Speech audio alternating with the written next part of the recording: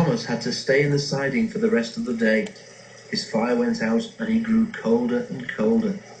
The rain fell more heavily, and what had begun as a splendid day began to turn into a disaster.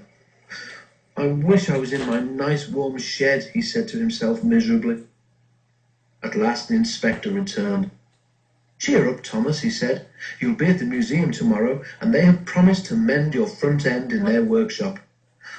"Thank you, sir," said Thomas, "but if I can't run on rails, how can I get there?" "It's all fixed," replied the inspector cheerfully. "A lorry is coming for you in the morning." Thomas was horrified. "A lorry?" he stammered. "That's right," said the inspector. "It'll be here at 8 o'clock sharp."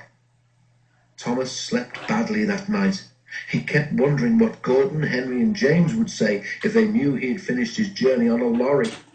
He almost thought he could hear them laughing. Next morning, the driver and fireman came early. A diesel shunter came to push Thomas out of his siding and along towards the road, where they found the lorry waiting.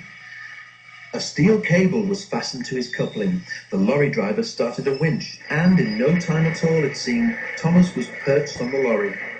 How undignified, he thought.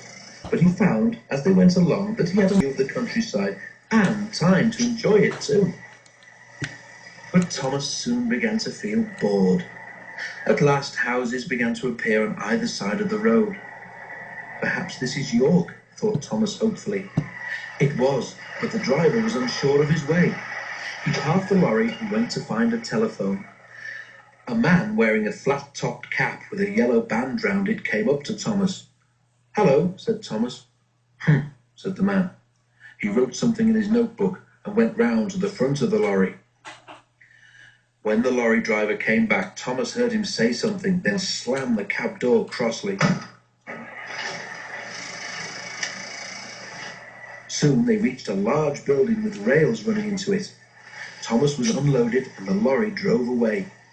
Thomas looked about him. He had arrived. When his driver and fireman came, Thomas told them about the man with the flat cap.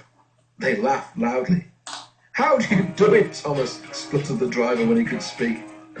"That will make the fat controller's day. Thomas booked for parking."